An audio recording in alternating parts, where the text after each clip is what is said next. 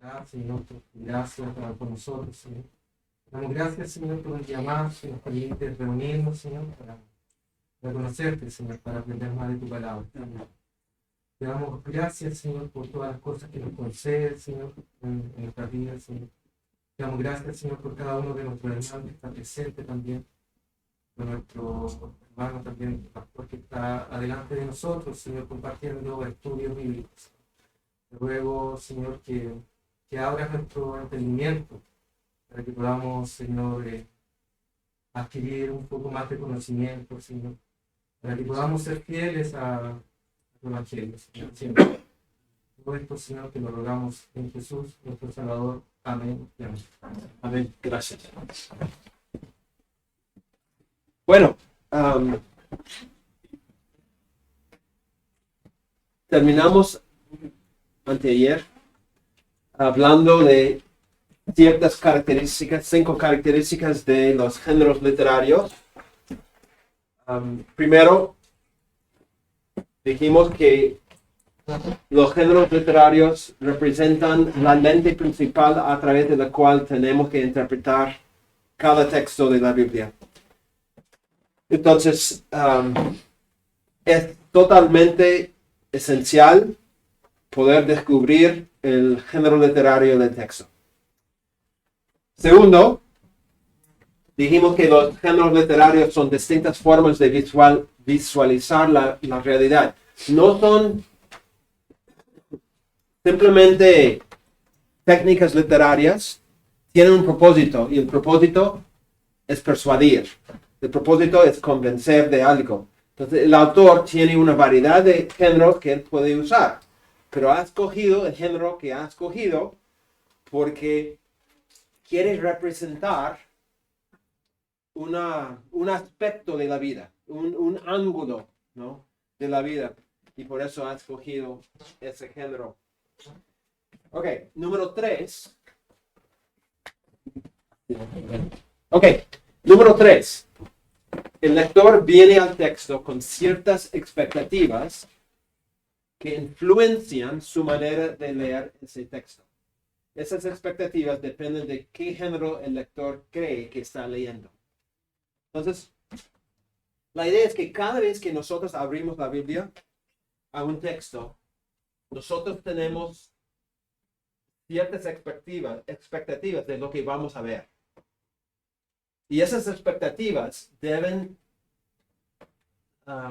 surgir del género literario del texto. Entonces, diferentes géneros generan diferentes expectativas. Si tenemos expectativas falsas, incorrectas, entonces vamos a llegar al texto esperando cosas que el texto no tiene la intención de comunicar. Ahora, quiero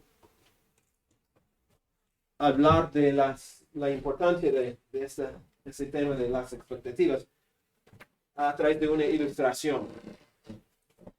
Quiero mostrarles las 2 pinturas más valiosas en toda la historia. Son 2 pinturas que se vendió por una cantidad increíble. La primera pintura se llama Intercambio, y esa pintura fue vendida por $300 millones. Entonces, una buena cantidad, casi mi sueldo anual. Entonces, ¿qué esperan ver sabiendo que esta pintura es la pintura más valiosa en toda la historia? ¿Qué esperas ver? ¿Cuál es tu expectativa de esta pintura? Belleza, increíble. ¿Ok? Pero ¿qué quiere decir belleza? Porque yo te puedo decir que viéndote a ti es la belleza más... No, ¿cuál es? Claro. Perdón. ¿Qué expectativas tienen? ¿Qué deben ver para poder confirmar que esta pintura realmente tiene un valor increíble? ¿Cómo? ¿Cómo?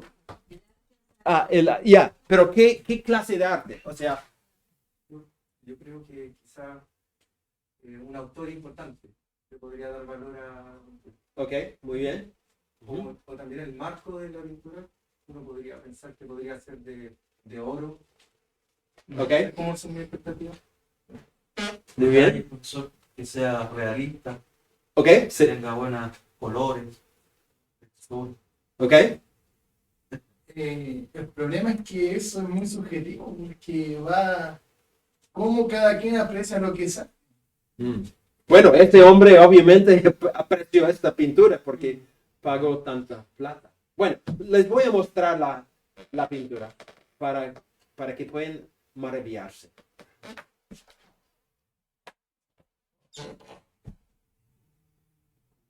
¿Qué opinan? Algo que sí, limpio.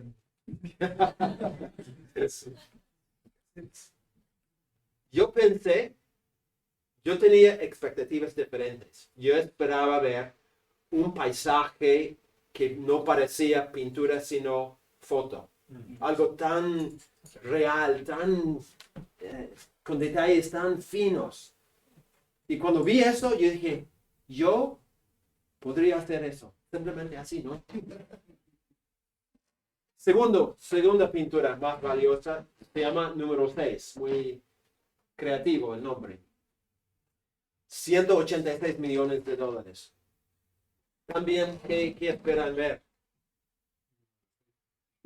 Ya no quieren decir. Este es.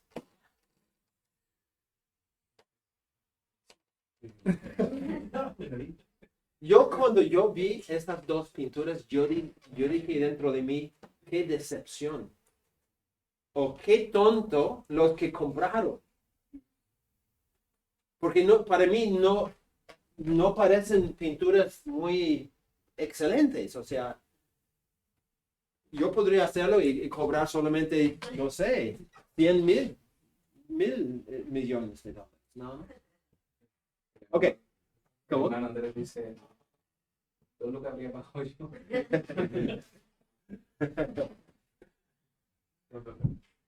Todo cambió cuando yo aprendí de que estas dos pinturas pertenecen a un género de pintura que se llama expresionismo abstracto.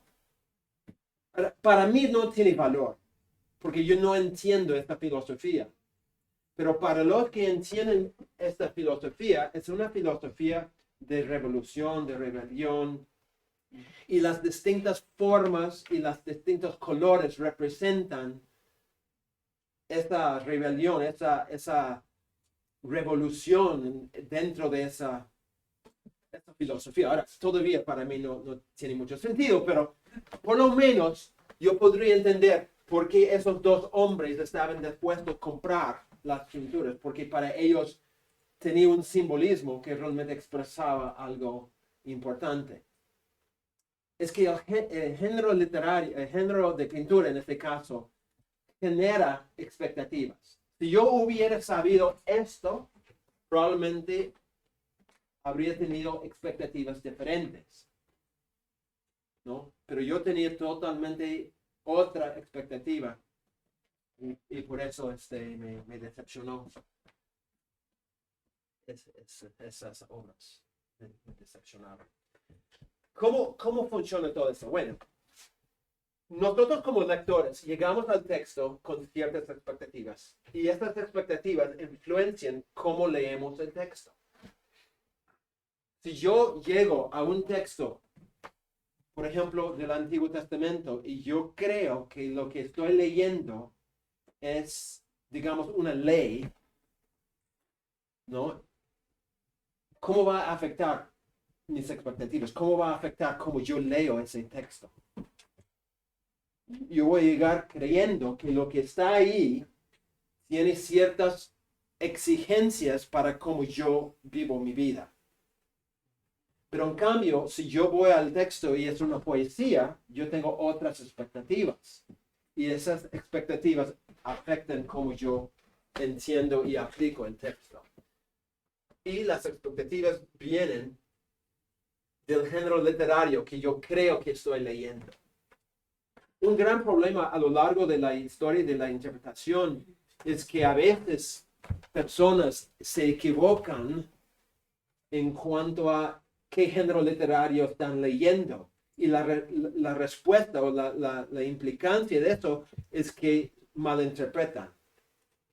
Los testigos de Jehová, por ejemplo, llegan a un texto en Mateo y a través de este texto ellos lo ven como una profecía de ellos, de los testigos de Jehová, y basan todo el gobierno de la iglesia y su existencia sobre ese texto. Pero ellos se equivocaron en identificar el género literario. Era una parábola, no una profecía. Entonces, sus expectativas es profecía y tiene que ver con nosotros. Y todo ese error de identificar el género significa un error en la base de su existencia como un grupo.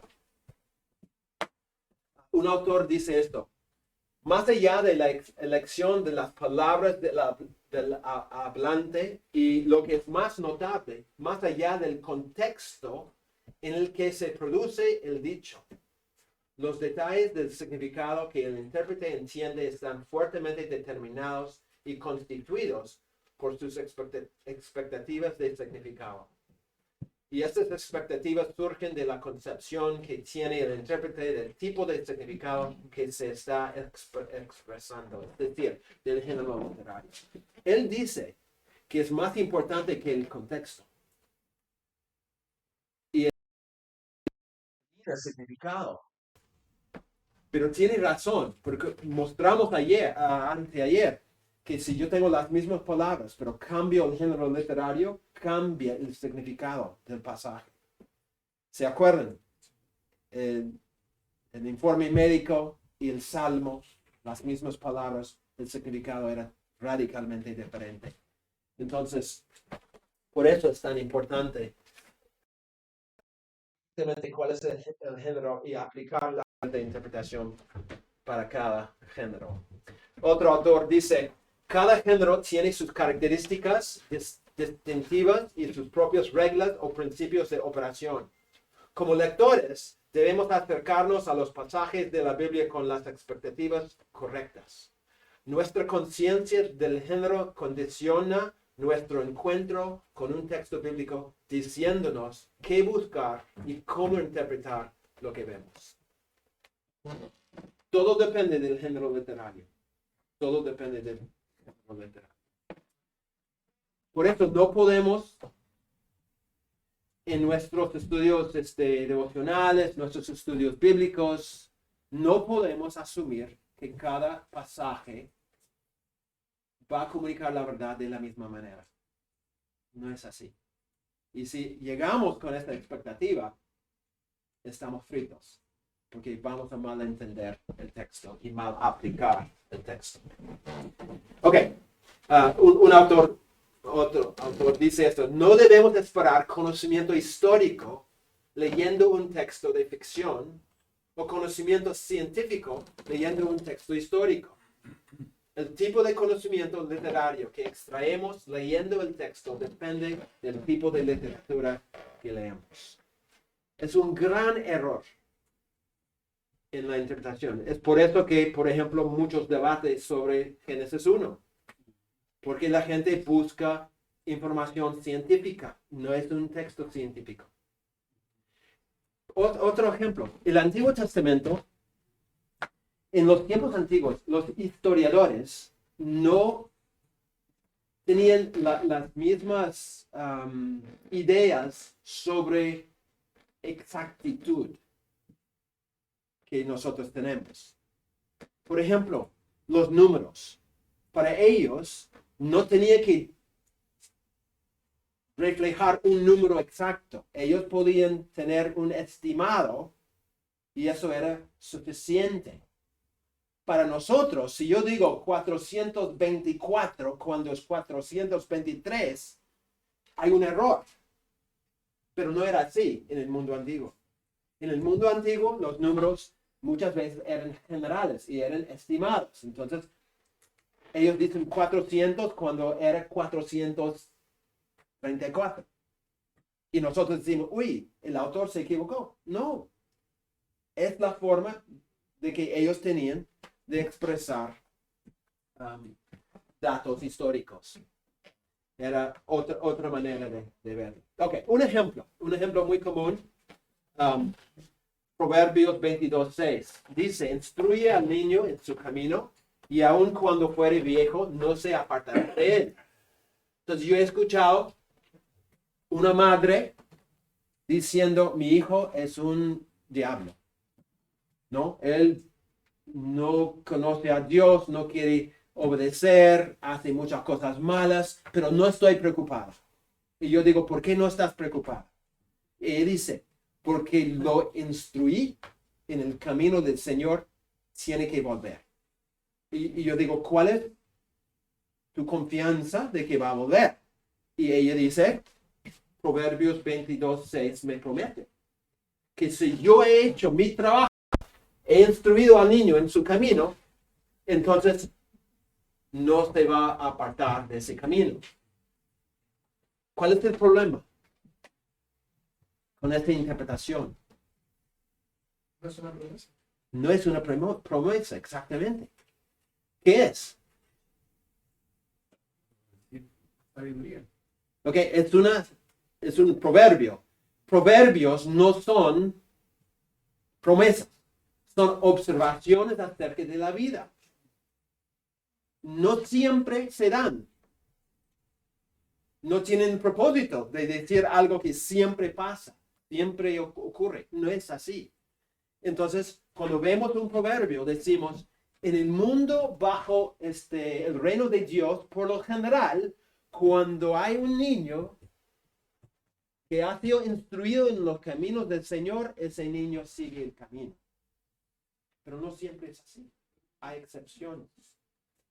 Entonces, el problema es, esta hermana entendió mal el género literario de este texto. Pensaba que era promesa, tomaba esta promesa y vivía en base a una promesa que nunca era promesa. Y eso causa muchos problemas entonces en la interpretación. Ok, ¿algún comentario sobre esto? ¿Alguna duda? ¿Cómo se podría explicar que proverbios, por ejemplo, no son promesas, pero eso no quiere decir que sean menos importantes? ¿Por qué explicación podría darte eso? La cosa con proverbios son por lo menos dos cosas muy importantes. La primera es, tenemos que leer el libro de proverbios como un libro de proverbios. Es decir, tomando un proverbio aisladamente, perdemos todo el contexto de sabiduría. Porque una cosa que el libro de Proverbios hace, por ejemplo, es mostrar la diferencia entre el camino de los sabios y el camino de los tontos, ¿no? El camino de los pobres y el camino de los ricos. El camino de los justos y el camino de los impíos. Y hay proverbio tras proverbio tras proverbio que demuestra como un contexto, una realidad para cada uno de estos grupos. Entonces, cuando nosotros sacamos un proverbio y decimos, este proverbio puede estar aisladamente entendido, estamos sacándolo del contexto de la totalidad. Lo que los autores de proverbios tratan de hacer es mostrar en el reino de Dios, estos son los principios que generalmente se dan. Esa es la clase de vida que debemos buscar. Esa es la clase de vida que agrada a Dios. En ese sentido, por ejemplo, instruye al niño en tu camino, no es opcional instruirlo o no. Debemos instruirlo sí o sí. O sea, el proverbio igual nos está mandando indirectamente o directamente muchas veces a vivir así. Pero claro, las consecuencias no necesariamente son las que ahí se ven, pero el instruirlo es un mandato. O sea, pasa que yo tenía esa duda y quería ver cómo me ayudaba, porque se suele dar también que como no es, se entiende que no es un libro de promesas, entonces no es tan importante en toda la escritura. Sí, sí, eso sería una conclusión totalmente equivocada, ¿no? Dan consejos de cómo es la vida bajo la soberanía de Dios. Pero sabemos que es complicado, ¿no? Las cosas no siempre ocurren de una forma A, B, C, D. No es así la vida, ¿no? El inocente puede sufrir y el piadoso puede morir.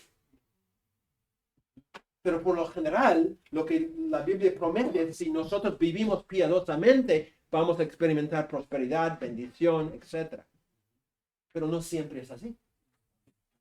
Pero excelente tu punto, que no importa si no sale exactamente como yo quiero, es el camino de sabiduría, es el camino de Dios y yo tengo que seguir ese camino. Sí. Gracias. El hermano Luis Arevalo dice, buenas noches, pastor. Un ejemplo de diferencia en género literario podría ser que en Génesis los números de los días son literales y en Apocalipsis son figurativos o metafóricos.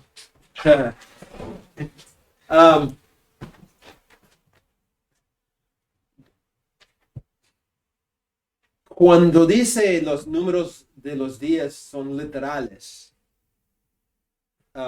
depende de lo que quieres decir. Si estás diciendo que en Génesis 1 que los días son literales, yo diría, puede ser, pero puede ser que no. Depende de la postura que uno tiene, ¿no? Si son 6 días literalmente, 6 días de 24 horas, o si representan algo simbólico. Depende de la postura. Ok, Luisa, no quiero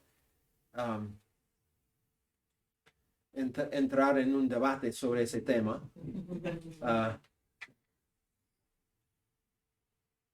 El hermano Andrés Herrera dice, el texto de Proverbios 22, nosotros lo asociamos a la vida cristiana, pero en el contexto está hablando de la vida misma. Si el niño es instruido en el camino, por ejemplo, de la honestidad, siempre recordará esa enseñanza hasta su vejez. Sí, la única cosa que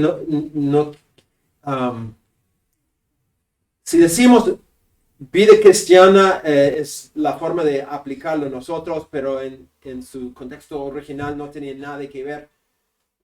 Obviamente no con la vida cristiana, porque es antes de Cristo, pero tenía que ver con una vida piadosa, una vida que agradaba a Dios. O sea, a lo largo de los proverbios habla, ¿no?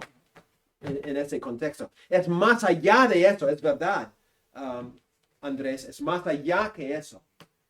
Porque Proverbios era algo no solamente entre los judíos, vemos proverbios en todas las culturas del mundo antiguo, ¿no? La diferencia es que en proverbios el enfoque es bajo la soberanía de Dios en el reino de Dios. Entonces, no quiero aislarlo 100% de eso. Es más amplio, pero no es menos que algo que tiene que ver con la vida de Dios. Ok. Número 4. Cuando hay una confusión de género, habrá un error en la interpretación y aplicación del texto. Si no hacemos nuestro trabajo en esta pauta, vamos a malinterpretar el texto. Por ejemplo, varios ejemplos que quiero compartir con ustedes. Bueno, ya mencioné los testigos de Jehová en Mateo 24. Dice el texto, ¿quién es pues el siervo fiel y prudente, al cual puso su Señor sobre su casa, para que les dé el alimento a tiempo? Bienaventurado aquel siervo al cual cuando su Señor venga, le halle haciendo así. De cierto os digo que sobre todos sus bienes le pondrá. Entonces, ellos lo toman como una profecía de ellos, de los testigos de Jehová. Ellos dirían en sus escritos, ellos hacen la pregunta, ¿quién es ese siervo fiel y prudente? Y su respuesta es la asociación de los testigos de Jehová. No sé cómo llegaron a esa conclusión, cuál es la pista para tener esta interpretación, pero así lo toman ellos. Es una confusión de género literario. Esta es una parábola, es dentro de una parábola, y la idea no es apuntar a un grupo, es decir a todos dentro del reino de Dios, ¿no? Si nosotros somos siervos fieles y prudentes, entonces va a haber bendición como consecuencia. Ok. Entonces, leyendo los proverbios como si fueran promesas es una clase de error muy común. Proverbios 10:27, el temor de Jehová aumentará los días, mas los años de los impíos serán acortados. Entonces decimos, yo como cristiano voy a vivir más años que mi vecino que es impío. El único problema es que mi sobrino murió a los 4 años. Entonces, tendría que concluir que él era un impío. Y que el tío, mi papá, no era creyente, murió a los 90 años. Pero yo tendría que ser, él era más piadoso que mi sobrino. Que no es así, sabemos, o sea, entonces, es totalmente un error grande. Y es porque no entendemos la naturaleza de los proverbios. Un autor dice, bueno, un proverbio. Nunca respondes al necio de acuerdo con su necedad, para que no seas tú también como él.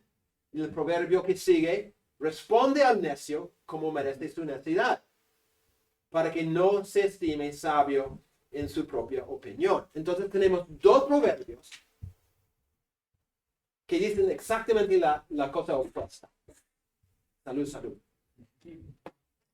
¿No? Exactamente. Dice nunca y después dice responde.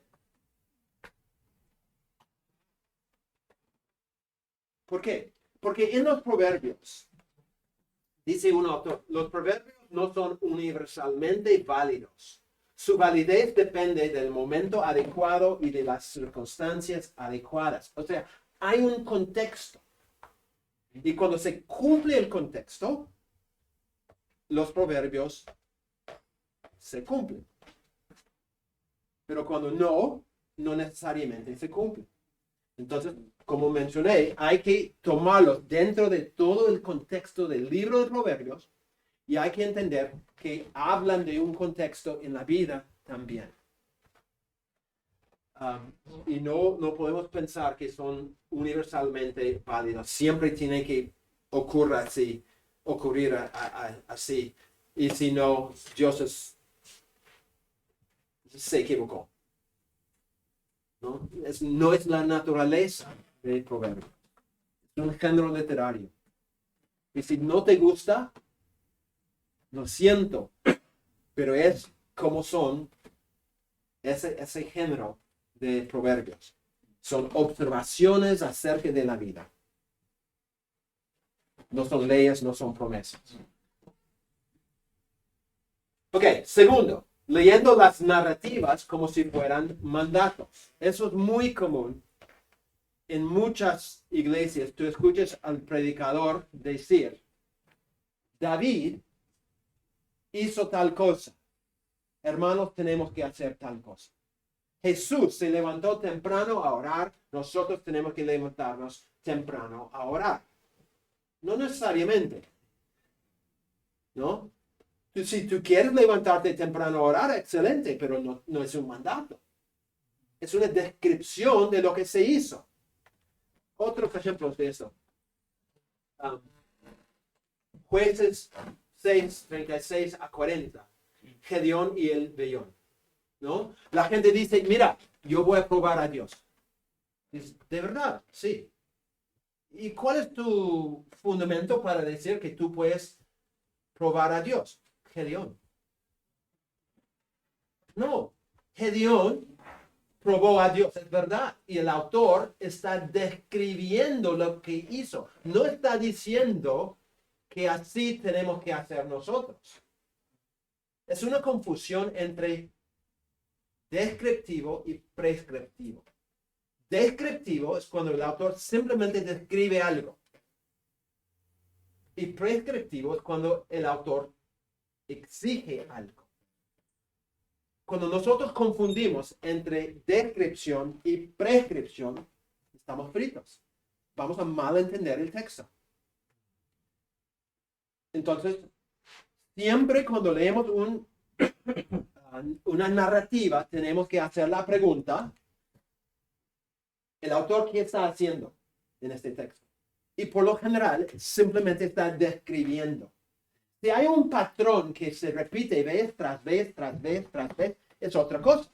Podemos decir, mira, la misma cosa ocurre vez tras vez. Yo diría que, por ejemplo, la razón por la cual la iglesia se reúne los domingos como su reunión principal es porque hay un patrón que se repite en las escrituras.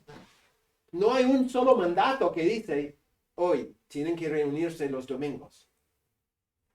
Pero hay un patrón en el libro de Hechos. Se reunían el primer día de la semana.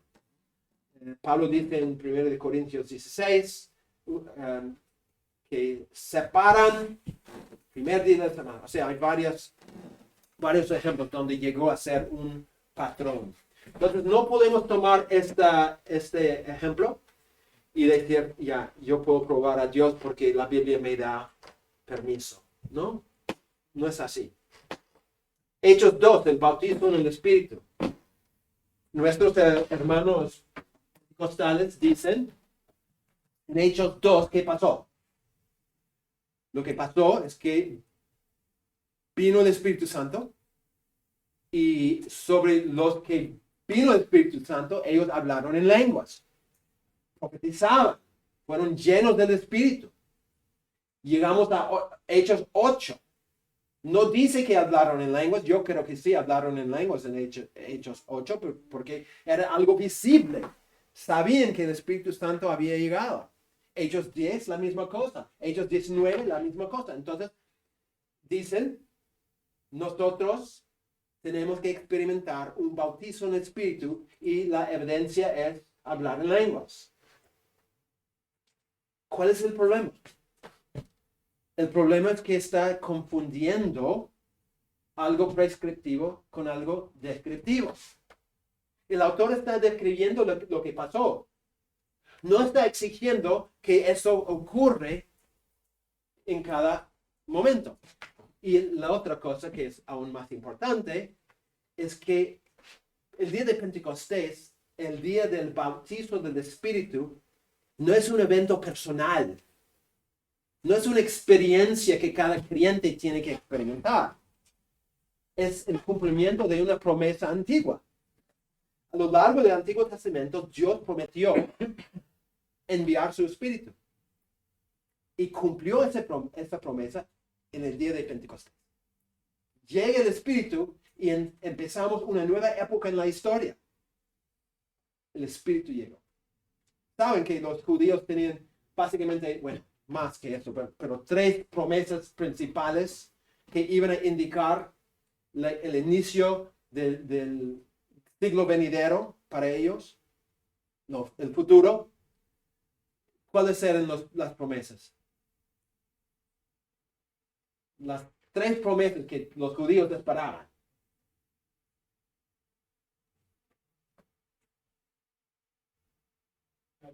La venida del Mesías. Ok, la venida del Mesías. ¿Qué más?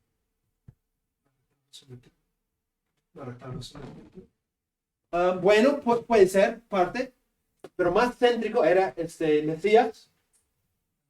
Que vendrían a Jerusalén. O sea, había varias promesas también metidas allá, pero sus promesas centrales eran Mesías, reino de Dios, Dios iba a venir para reinar. Y tercero era el derramamiento del Espíritu Santo. Esas tres promesas para ellos indicaban que este siglo presente termina y el siglo venidero se inaugura.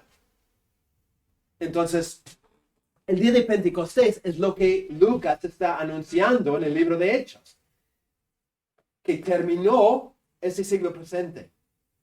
Dios ha derramado de su espíritu y empieza el siglo venidero. Entonces, no es algo personal. Tú no tienes que experimentar tu propio bautizo en el espíritu. El bautizo del espíritu es como la crucifixión, la resurrección, la ascensión. Pregunto, ¿tú tienes que ser crucificado con Cristo? Sí. ¿Tienes que resucitar con Cristo? Sí. Pero no es una experiencia personal. Es un evento histórico y nosotros, por estar en Cristo, experimentamos crucifixión, resurrección, ascensión y bautismo del Espíritu. Participamos en estos eventos por fe, por nuestra unión con Cristo.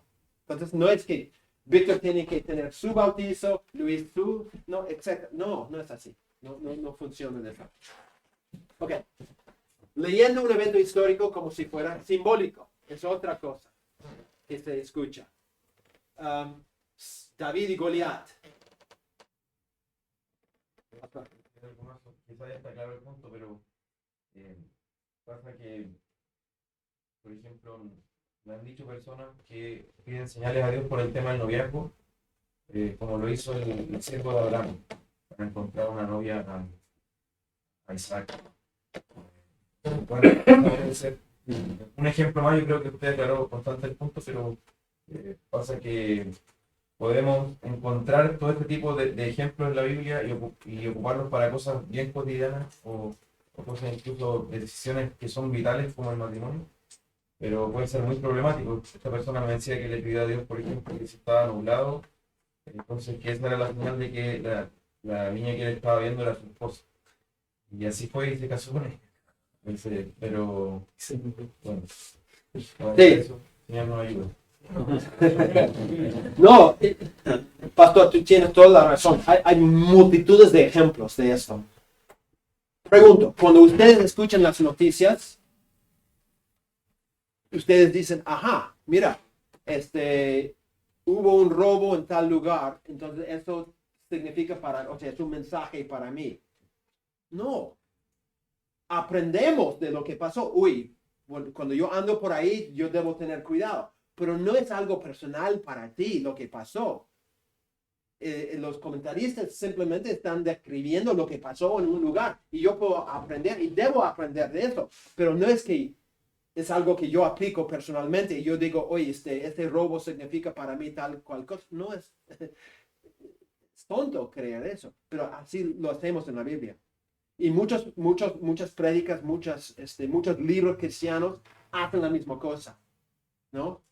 Estuve el año pasado en Ecuador y subimos a una montaña y los hermanos me mostraron, había un bus grande allí y había varios grupos de personas. Y yo digo, ¿qué están haciendo aquí en la montaña? Y él dijo, están ayunando. Y yo digo, ¿por qué en la montaña? Porque así dice la Biblia. Y muestra un texto donde subieron a la montaña para ayunar. Entonces ellos toman como si fuera algo literal, que así tenemos que hacerlo. Entonces ellos van a la montaña y ahí ayunan. Yo pregunté, ¿pero no pueden ayunar en la iglesia o en su casa? Es que creen que Dios escucha mejor cuando subimos a la montaña. Entonces, es una confusión de género literario. Es creer que así tiene que ser. Y no es así. No es así. Nosotros tenemos que leer las narrativas como un reportaje de un evento. aprendemos del evento, pero no significa que es algo para mí. ¿Se acuerdan de ese libro que salió hace años, La oración de Jabez? Todo el mundo tomaba esto como si fuera promesas para nosotros. Podemos ensanchar nuestro territorio. No. O sea, el autor estaba describiendo algo que pasó en la vida de una persona y era algo tan inconsecuente que tampoco era muy importante para tomarlo todos nosotros. Es un error de género literario. Y eso causó un montón de errores en la vida, ¿no? Por aplicar esas cosas. Ok, leyendo un evento histórico como si fuera simbólico. David y Goliat. ¿Cuántos mensajes? Hermanos, ¿cuál es el gigante en tu vida? Yo sé que hay un gigante en tu vida. Y como David mató al Goliat, tú tienes que matar a ese gigante. No, no es algo psicológico. No es algo simbólico. Goliat era real. Este evento era algo histórico. Y el mensaje de este texto no tiene que ver con el gigante. ¿Cuál es el mensaje de Goliat, de 1 Samuel 17? ¿Cuál es el punto?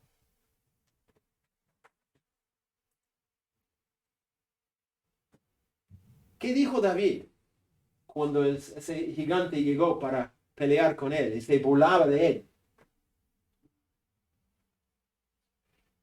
Un hombre pelea por el pueblo y él iba contra Goliat en el nombre de Jehová de los ejércitos. Ok, exactamente. Demuestra la fe de una persona totalmente subestimada, totalmente debería haber perdido, pero a través de la fe hubo una victoria. Entonces, todo el libro está mostrando la importancia de la fe en Dios, ¿no? Esa es la idea. Ok, leyendo una parábola como si fuera algo doctrinal. Siempre tengo discusiones después de decir esto. Porque algunos creen que Lucas 16 no es una parábola, sino es algo real. Yo sí creo que era una parábola. Yo sé que hay una postura que dice que era algo real. Justamente porque porque menciona el nombre. Y es la única parábola en la Biblia donde se menciona por nombre una persona. Entiendo eso. Pero todo el texto, todos los detalles, las características, creo que demuestran que era una parábola. Entonces, su punto no es explicar cómo es la vida entre la vida y la muerte, cómo es la vida después de la muerte, el estado intermedio. No es el punto de la parábola. Todo el mensaje de la parábola habla de la gran inversión de las cosas que va a pasar. Los que tienen todos los beneficios en esta vida, él dice en la otra vida, no. Y los que no tienen nada, como ese Lázaro que solamente confiaba en Dios, él va a experimentar en el futuro la bendición de Dios. Que no una polémica sobre ese texto, pero ¿cómo hacemos, por ejemplo, si una parábola, porque es una parábola en realidad, pero cuando Jesús nombra cosas como, por ejemplo, estaba en el seno de Abraham, estaba en la profundidad, se supone que está hablando una verdad con esas cosas que se está refiriendo. Quizá Lázaro y el rico serán ficticios, pero lo que está diciendo se puede tomar como una verdad. ¿Le doy mi opinión? Sí, sí, claro. No, porque no hay en ningún otro texto de la Biblia evidencia de un lugar que se llama el seno de Abraham. Y el seno de Abraham, o sea, las parábolas son cuentos ficticios, no son reales. Y Jesús, cuando cuenta una parábola, él usa cosas generalmente de la vida cotidiana. Entonces tú puedes decir, ajá, mira, pero eso no era de la vida cotidiana, ¿no? Hay varios detalles que son detalles que no se ve en ningún otro texto. Entonces, para decir que así va a ser el estado intermedio, es posible, pero yo dudo enormemente que eso era la idea. Porque cuando ves, en las parábolas hay una característica muy importante que se llama énfasis al final. Es una característica de muchas de las parábolas donde el punto de la parábola viene al final. Y en esta parábola lo que Jesús está diciendo otra vez es esa gran inversión. Y tiene varias parábolas que dicen la misma cosa. Mateo 21 al 16 es igual, ¿no? Que los primeros van a ser últimos, últimos van a ser primeros. Esa enseñanza está en todas partes. Entonces, hay personas que creen que sí es real. Yo no soy uno de ellos. Si tú crees eso, está bien, no voy a discutir.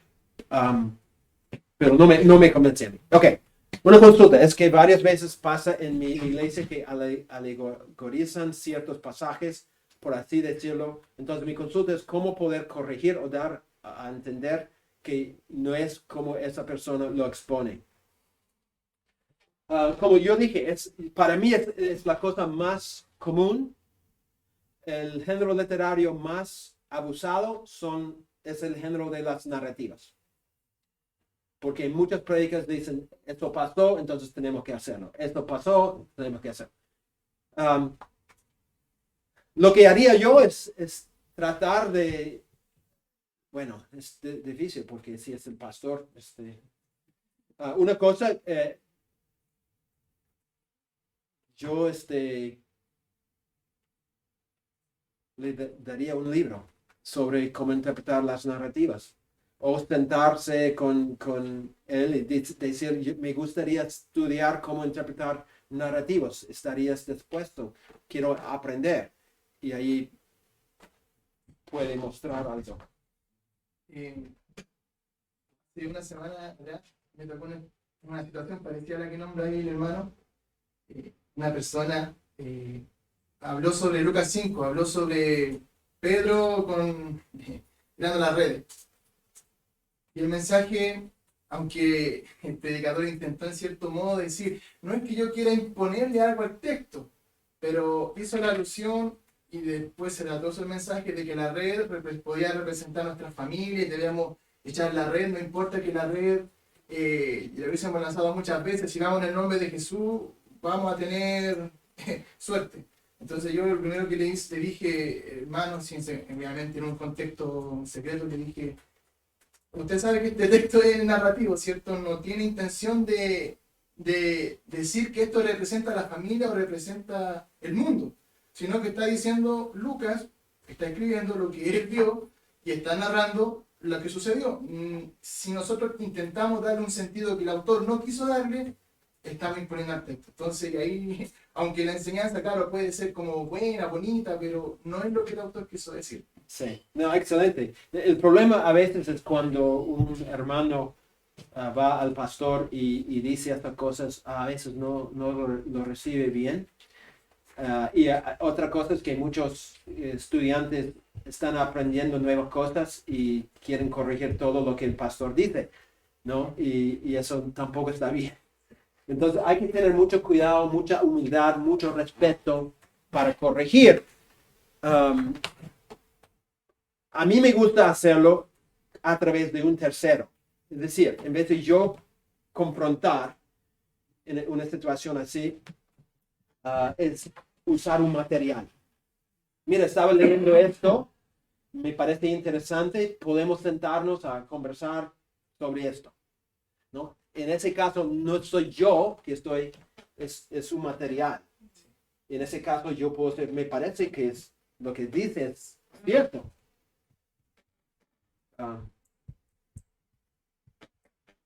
Hay que tener cuidado en la corrección de otras personas, especialmente personas que tienen autoridad en la iglesia. ¿Cristian está bien? ¿Dónde está Cristian? Ok. ¿Alguna pregunta o comentario sobre...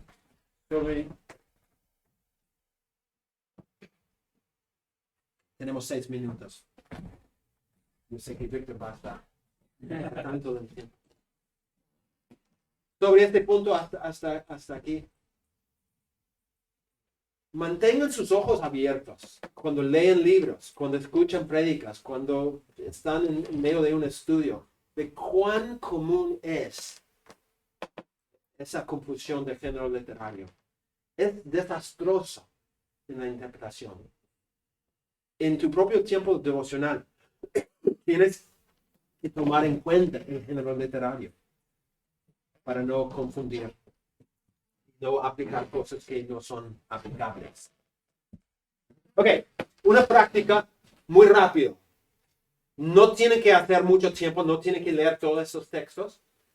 En algunos de esos textos tú puedes abrir y notar inmediatamente cuál es el género literario. En otros vas a tener que leer algo. Solo quiero que ustedes puedan decir qué género literario es cada uno de estos textos.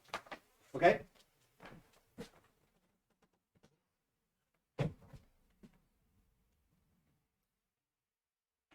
Pueden hacerlo ahora.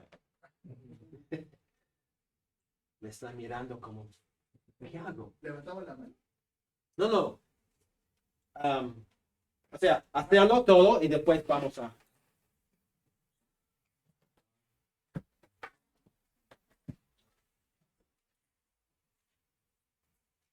Vamos a ver. Primer texto, 2 Samuel 22. Poético. De hecho, es casi exactamente igual que Salmo 18. ¿Qué pasa? Otra vez. No tiene paciencia esta. Oh, ya. Segundo Samuel 12. Parábola. Ok. Segundo Samuel 1, 17 a 27. Poesía. 24, 1 al 17. Narrativo. Esdras 4. Es una carta. Muy bien. Isaías 5. Es una parábola. Es la base de Juan 15. ¿No?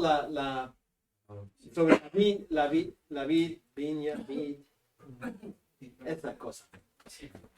Muy bien. Isaías 36. Narrativo. Isaías 42. Poético. Mateo 1, 1 al 17. Es una genealogía. Lucas 1, 46. Poético. Y Gálatas 1, 13. Narrativo. Es una biografía, autobiografía. Entonces, ¿qué notan de eso? Más que fijarse en la lección de la Biblia en la que se encuentra el texto, hay que mirar la naturaleza del mismo pasaje. Exactamente, porque hay una carta en Esdras. ¿Quién esperaba encontrar una carta? En cada libro hay una variedad de géneros literarios. Entonces, la pregunta que yo tengo que hacer cuando abro a un texto es, ¿qué género es este texto? No puedo asumir que es A o B. Yo tengo que analizar y observar qué género es. Entonces, la aplicación de las reglas interpretativas dependen del género y eso puede cambiar dentro de un libro. Por ejemplo, los libros poéticos así.